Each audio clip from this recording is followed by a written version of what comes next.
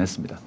왜 보수가 이렇게 대표님에 대해서 아주 그냥 비판적이다.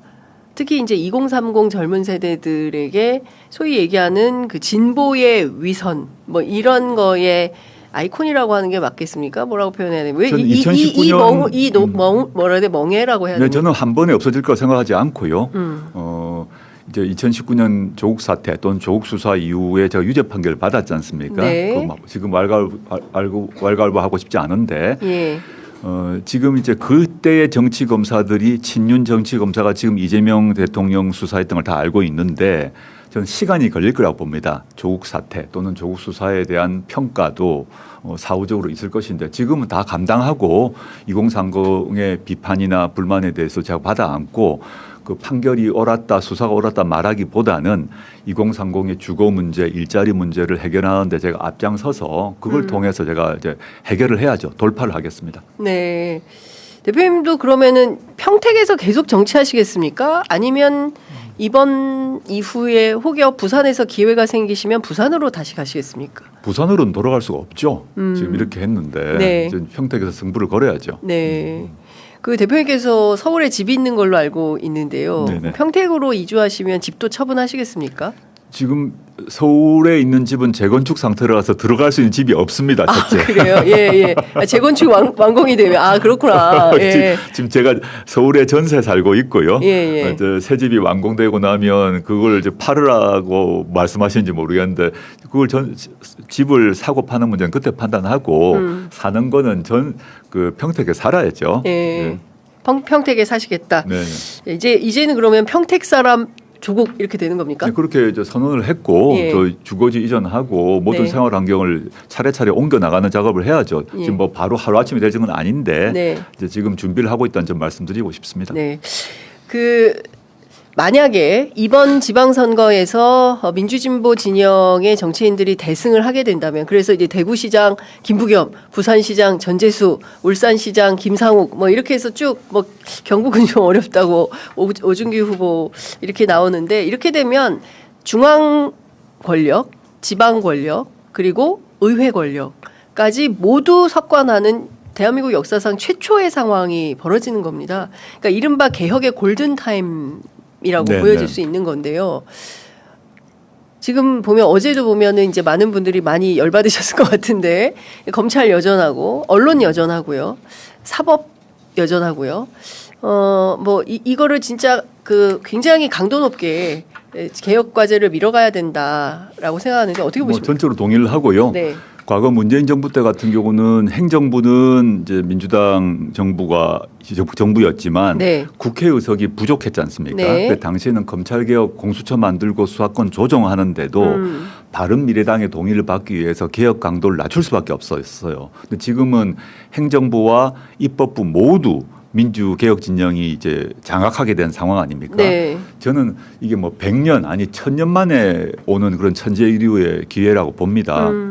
이때 그 정치개혁, 사법개혁, 검찰개혁 외에 사회경제적 개혁을 단호하게 할 때가 왔다. 이런 시기는 대한민국 역사에 없었다고 좀 보고 있기 때문에 이번 지방선거 이후에 28년 총선 전까지 또 총선으로 들어가게 되면 이런 각종 개혁 조치를 작업하기 힘드니까요. 저는 지선 이후에 28년 전까지 지금 묵은 각종 개혁 작업을 과감하게 해야 된다는 생각이고 저도 거기에 일조하고 싶습니다. 민주당과의 합당 문제는 어떻게 돼가는 겁니까? 합당을 저희는 이제 조국혁신당은 당무위원회 결의를 통해서 조국혁신당의 비전과 가치, 사회권 선진국, 토지 공개념 등등을 이제 지키고 확대한 차원에서 논의를 한다. 저는 열려 있죠. 열려 있다는 얘기를 여러 번 했지만 문제는 합당 제안을 정청래 대표가 하고 난 뒤에 민주당 최고위원들 뭐 이현주 의원이라거나 강덕구 최고위원 이런 분들이 합당에 반대하는 것 할 수 있죠. 반대할 뿐만 아니라 조국혁신당의 뭐 토지 공개념이 빨갱이라거나 뭐 이런 뭐 공격을 했지 않습니까? 그 네. 뒤로 무산된 거 아닙니까? 그래서 이건 공은 저희한테 있지 않다. 그 합당 얘기를 민주당에서 정리가 안 됐잖아요. 네. 그럼 민주당에서 정리를 하셔야 그 다음 얘기를 할 수 있는 것인데 저희는 조국혁신당의 비전과 가치를 보존하고 확대하기 위해서는 뭐 정치라는 것은 항상 열려 있다고 봅니다. 그런데 그렇지 않고 조국혁신당의 비전과 가치를 빨갱이라고 얘기한다거나 뭐 이런 식의 논의를 하게 되면 애초에 테이블이 안 만들어지죠. 사실상 지금 상황이라면 합당은 물 건너갔다. 저는 6.3 이후에 예. 민주당이 8월 전당대회가 있지 않습니까? 예, 예. 그 새로운 리더십이 만들어지는데 누가 될지는 모르죠. 예. 거기서 결정할 문제라고 봅니다. 8월 전당대회 이후 민주당이 결정할 문제다. 네. 아, 알겠습니다. 이것 좀 여쭤볼게요. 어제 세월호 기억식이 있었습니다. 벌써 12주기였는데요. 현직 대통령으로서는 이재명 대통령이 처음 참석을 했습니다. 문재인 대통령은 그때 왜 안 갔던 거라고 봐야 됩니까? 문재인 대통령 제 기억이 문재인 대통령은 세월호 가족들을 청와대로 초청하셨죠. 현장에는 안 가셨고, 현장에는 안 가셨고, 그 가족들을 청와대에 초청하셔서 위로하셨던 걸로 기억이 나고 그 이유는 제가 알 수는 없습니다. 예. 저는 이재명 대통령께서 성남시장 시절부터 이 문제에 대해서 개인적으로도 각별한 관심을 가지고 계셨기 때문에 저는 가신 거 잘하셨다고 생각하고 전 당일에 이제 목포 신항에 세월호 앞에 갔습니다만은 네. 그 안산이 아니라 목포를 갔었는데 저는 아주 잘하신 결정이라 보고 이걸로 끝날 문제가 아니라 오랫동안 세월호 가족들 또 그 뒤로 여러 가지 참사 가족들이 요구해온 생명안전기본법 문제가 있는데 그것이 네. 지금 통과 안 되고 있습니다. 세월호 사태가 나고 난 뒤 이 참사를 해결하기 위해서 생명이 중심되는 사회를 만들자고 해서 법안을 다 만들었고 저희도 제출하고 했거든요. 네. 근데 지금 16년째 지금 법안 통과가 안 됐어요. 저는 이 문제를 빨리 처리해야 된다 봅니다. 그래서 세월호 4.16 때마다 사람들이 가서 뭐 목포를 가건 안산 가건 다 행사하지 않습니까? 네. 노란 리본 달고. 예. 그런 정치인들이 왜 생명안전기본법 통과는 안 하는 겁니까? 이건 꼭 저는 민주당에게도 물어야 한다고 봅니다. 세월호 12주기인데 뭐 한 겁니까? 그동안 12주기 진짜? 내내 가족들은 예. 생명안전기본법 만들어 달라고 전국을 돌면서 산보일비 하셨어요. 예. 어제도 제가 목포 갔더니 그 안산에서 목포까지 가족들이 걸어오셨어요. 그럼 생명안전기본법 만들어 달라고. 저는 세월호 12주기에 대통령 가신 건 너무 잘하셨고 그런데 집권당으로서 왜 생명안전기본법은 안 만드는 것입니까? 왜 통과 안 하는 것입니까? 저는 민주당 의원분들이 그 기억식에 참석하는 거 잘했다고 봅니다. 그런데 입법부는 법을 만들어야 되잖아요. 참석하는 거 말고. 네. 행사 참석 말고 그 문제의 근원을 해결할 수 있는 법률을 만들어야 되는데 생명안전기본법이 이미 제출되어 있습니다. 네. 그걸 빨리 상임위 통과시키고 본회의 통과시켜야 된다고 봅니다. 이 점 제가 아주 강하게 말씀드리고 싶습니다. 네. 아, 시간이 좀 아쉬운데 다음 일정 때문에 이제 마무리를 해야 될 것 같습니다. 10분인데요. 조금만 더. 아, 예. 이것도 좀 여쭤보겠습니다. 시간이 조금 있다면 네. 민주당 안에서 일종의 이제 진보 블럭을 하시는 게 난지 아니면 쇄빙선으로서 대한민국 정치의 천하 3분지계로서의 역할을 하는 게 날지 뭐 내부에서도 고민이 좀 많으실 것 같은데 민주당에 열려 있다고는 하지만 조국혁신당 내부에서는 어떻게 평가하십니까? 내부도 의견이 이제 반반 갈리는 것이고요. 아. 그거는 과거 이제 우리 고 이해찬 총리 연결식 때 백낙천 교수님 말씀하셨는데 백낙천 교수님은 그 독자적으로 가야 된다는 입장이라면 이해찬 총리님은 같이 가야 된다는 입장인데 네. 두 분 다 아주 소중한 분 아닙니까? 예. 그 두 가지가 저희 당 내에도 이제 논쟁이 크다. 그런데 그거를 저희 당은 당무위원회에서 그 양쪽 논의가 있은 후에 저에게 위임해 둔 상태입니다.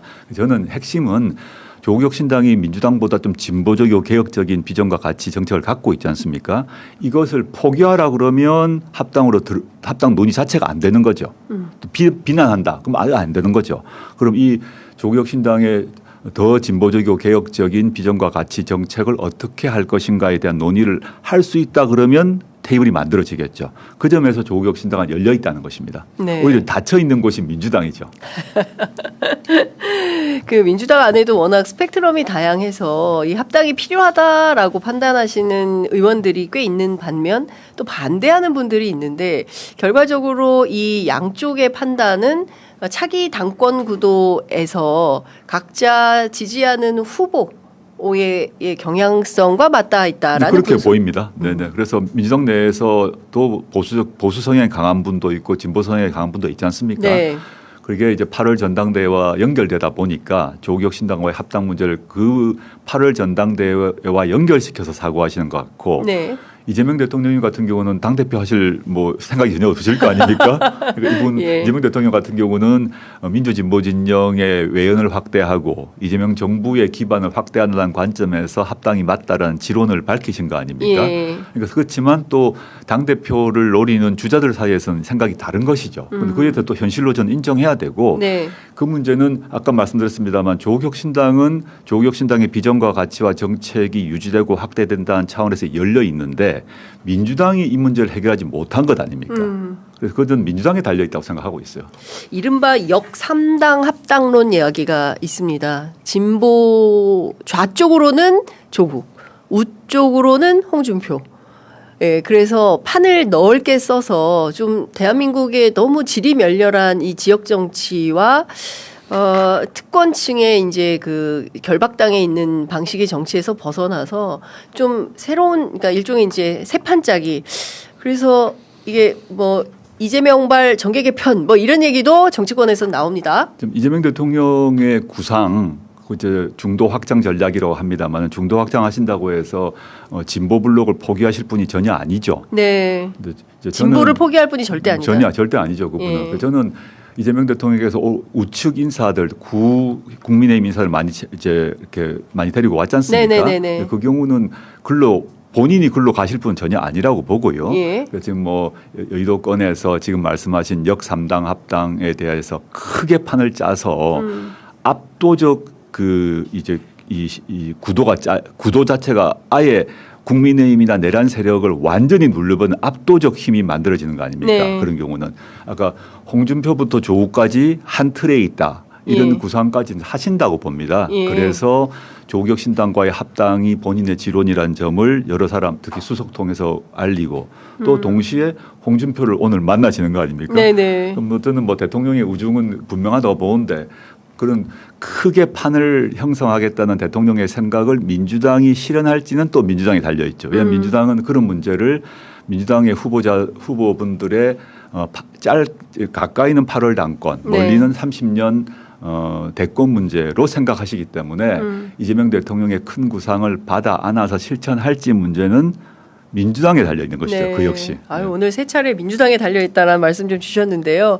그러니까 종국에는 8월 전당대회에서 어느 쪽이 당권을 가져가느냐에 따라서 이 합당 논의를 비롯해서 이재명 대통령의 포석을 둔 정말 압도적인 구도 속에서 정치 발전을 정말 언제까지 이렇게 삽니까? 한국 정치 맨날 뭐 정말 어제 뭐 검찰 태도 보십시오. 예, 언론 예를 태도 들어서 보십시오. 지금 정말. 일본의 자민련이 압도적 지배 정당으로 여권으로 수십 년을 해왔지 않습니까? 네. 자민련 안에 아주 심지어 진보적 계파도 있어요. 예. 우리는 자민련을 보수로 생각하지만 자민련 안에 진보 계파도 있습니다.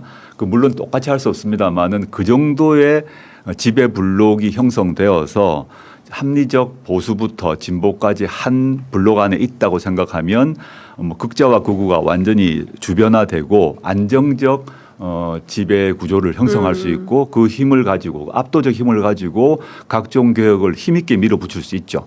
이게 이제 큰 구상인데 네. 이 큰 구상을 받을 것인가의 문제가 민주당에 달려 있다는 것이죠. 네, 4번 나왔습니다. 어제 그 비공개 대수보에서 제가 취재하니까 대통령께서 이런 얘기 해도 될지 모르겠지만 우리의 깃발은 무엇이냐 라는 의제를 던지셨다고 해서 다들 매우 당황하였다. 깃발, 우리의 깃발이 무엇이냐, 우리는 무엇을 위해서 지금 이 정치를 하고 있는 것이냐라고. 저는 이게 이제 집권 후에가 더 문제라고 보죠. 집권 전에는 윤석열 검찰 독재 정권을 끝내고 윤석열을 탄핵한다는 깃발 하에 모두 뭉쳤지 않습니까? 그런데 윤석열 이후, 즉 내란 이후에 대한민국을 어떻게 할 것인가에 대한 깃발이 있어야 되고 깃발 들고 달려나갈 세력이 있어야 되는 거 아닙니까? 그렇죠. 예. 조국혁신당은 그게 사회권 선진국이라 얘기를 한 것입니다. 네. 자유권만이 아니라 사회권이 보장되고 각종 민생이 권리로 보장되는 세상으로 나아가자. 네. 그러려면 토지 공개념이 필요하고 또 사회적 골든 투자 룰이 필요하고 주거 문제 같은 경우는 공공 임대주택을 해서 그 싱가포르식으로 네. 만들자 이런 얘기를 계속 해왔습니다. 물론 소수 정당이라서 덜 알려졌습니다만은 다시 한번 사람들이 내란 일어나서 내란 이후에 대한민국으로 가기 위한 깃발 그게 비전과 가치죠. 그 비전과 가치가 동의되어야 사람들이 힘이 나고 그다음에 세력이 형성되는 거 아니겠습니까? 네. 저는 그런 취지로 말씀하셨다고 이해합니다. 예, 지금 제가 보기에는 서로 막 개파 싸움 할 때가 아니다라는 그런 큰 말씀이죠. 메시지를 네. 예, 주신 걸로 이해하겠습니다. 시간이 너무 아쉬운데요. 조만간 또 오셔서 말씀 듣고 저희가 또 평택에 가겠습니다. 제가 평택을 발전을 위한 그 정책 준비를 해왔는데 그 한마디도 못하네요. 앞에 다른 네. 분이 시간을 뺏어서 평택 정책 얘기를 하나도 못해서 매우 아쉽습니다. 예, 제가 이번 일요일에 평택에서 기자회견을 가지면서 평택 발전 계획에 대해서 기자회견을 할 생각이니까요. 많이 지켜봐 주십시오. 알겠습니다. 네, 평택 얘기는 평택에서 하도록 하겠습니다. 오늘 말씀 잘 들었습니다. 고맙습니다. 예, 감사합니다.